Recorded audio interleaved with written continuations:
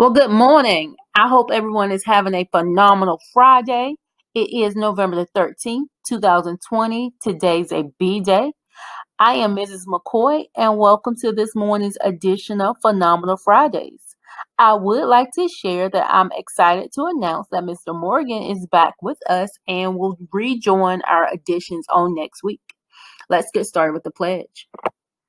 I pledge allegiance to the flag of the United States of America and to the republic for which it stands, one nation, under God, indivisible, with liberty and justice for all. Now, I would like to share that this week's edition is short and sweet. As we proceed, we will basically be developing some common language around what it means to be phenomenal. So this week, I wanted to start that development of our mindsets for me, you, as well as our other staff members around what does it mean to be phenomenal and how can I be phenomenal. So I hope you all enjoy the video. That's all I have for you today.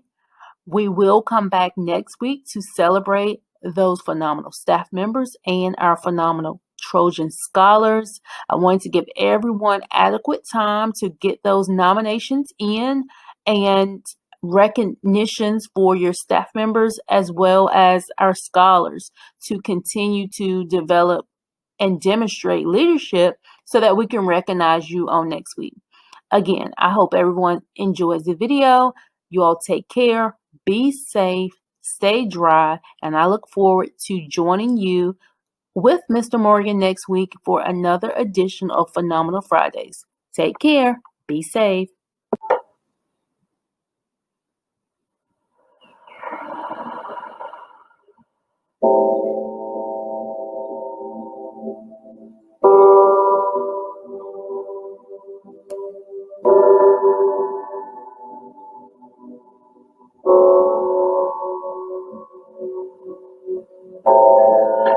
It starts with a choice. If there's one thing that you always have in life, it's a choice to be phenomenal or to be ordinary. You don't have to wake up at 4 o'clock in the morning to go study. You don't have to miss that party just to go for morning training. You don't have to be phenomenal. You don't have to do anything. But that's a difference, you see. That's a difference between the phenomenal human being, the extraordinary human being, and the ordinary human being. It's the extra. Ever heard of the extra mile? They say it's the fastest way to get somewhere. Because one, there is no traffic, and two, it's never crowded.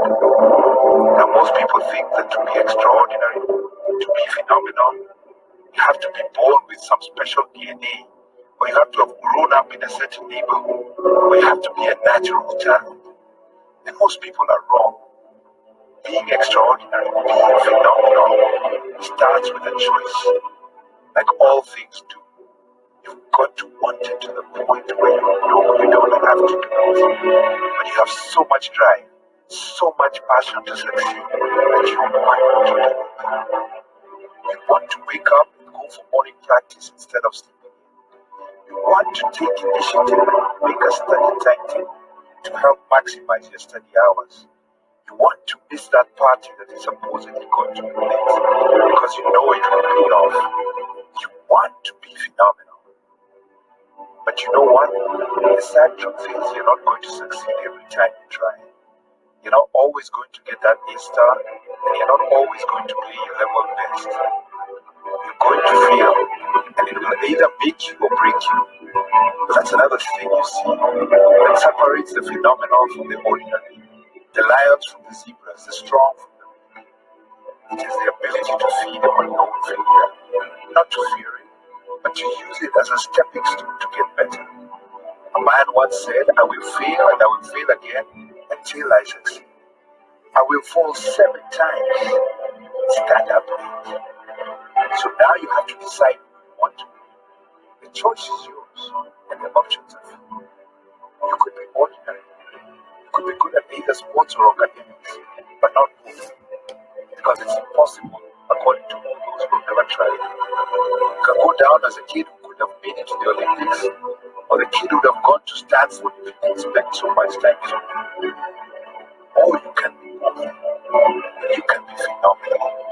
You can be the kid who defied the odds, the kid who made it to the world stage in sports while on an academic scholarship. The person doing interviews on talk shows, explaining how you used rigorous timetables and study plans, how you had to master organization and time management, and how it all started with a choice. A choice to get up and make something happen, to write your own future, a choice to be phenomenal. Not because you had to, but because you wanted it. You wanted it more than anything else. Today is a gift. That's why we call it the present.